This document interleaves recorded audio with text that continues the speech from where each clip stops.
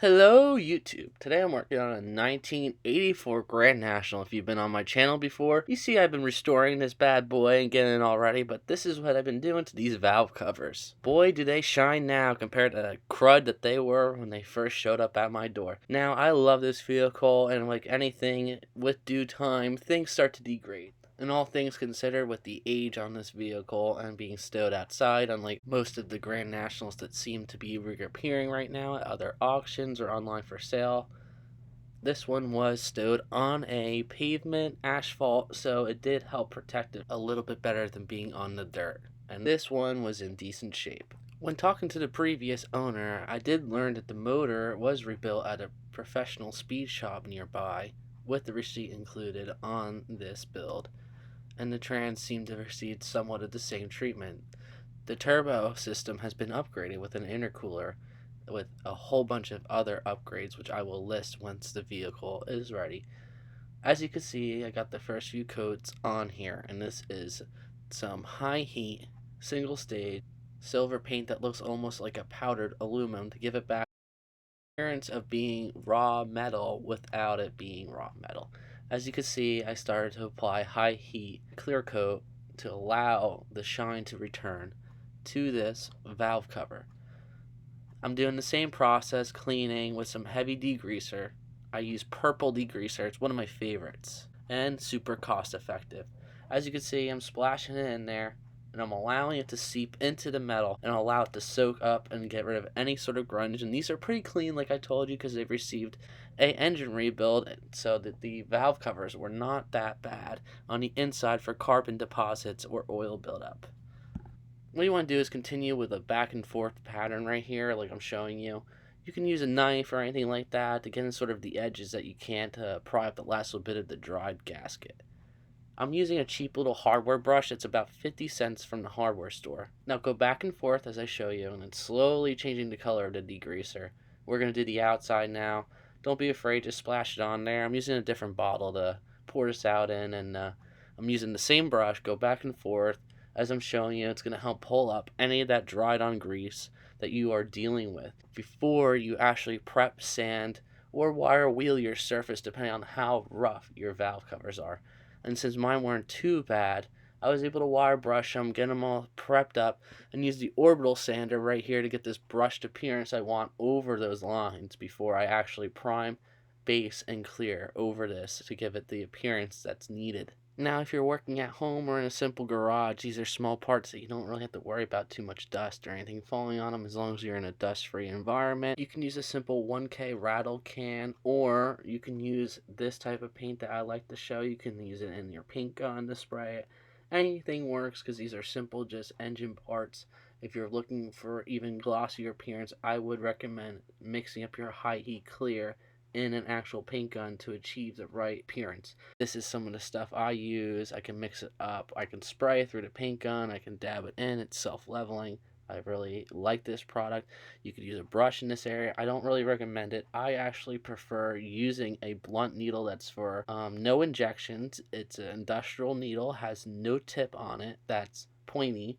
It's going to be able to guide in, and it will go out a little bit more lumpy when you're pushing it out, but this paint self-level, so it gives it pretty slick appearance if you can guide it down without having too much of a problem. And I have really shaky hands, so don't feel bad if you get a drop or anything anywhere. You can wipe it off real fast before it's done.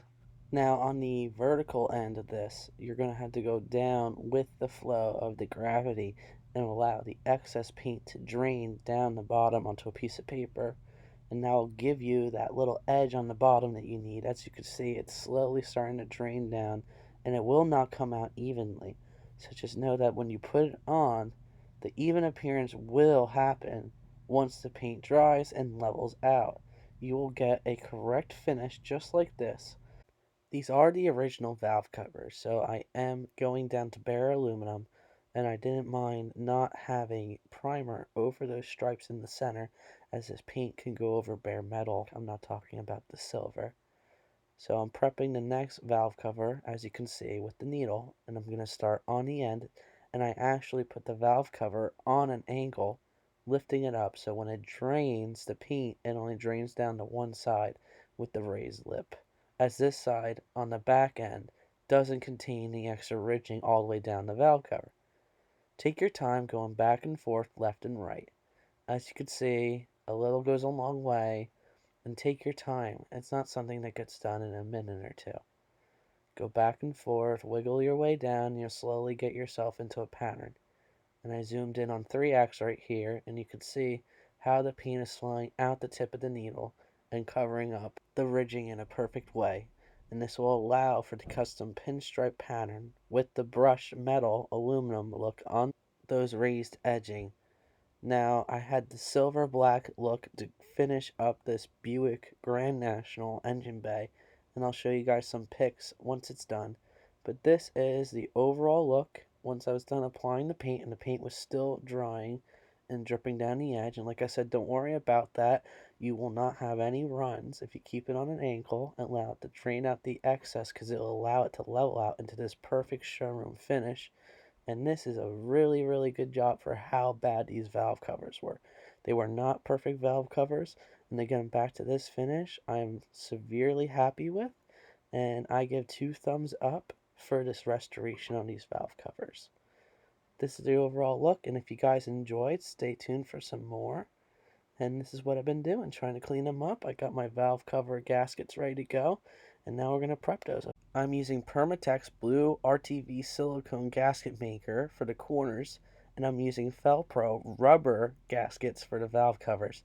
Now the originals I'm pretty sure were cork.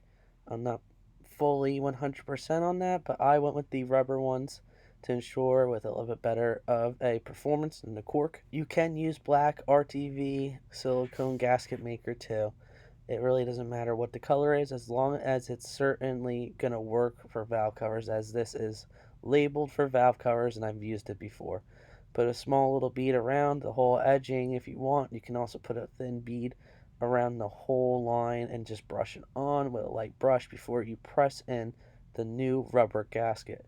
There's going to be edges on the side like this that you're going to have to twist, and they twist a little bit in and help hold it in. And plus, it allows for the surface to bond and hold the gasket so it doesn't slide around when you try to place it in, as these engine bays do not give you much room around the turbo and exhaust system on the passenger side.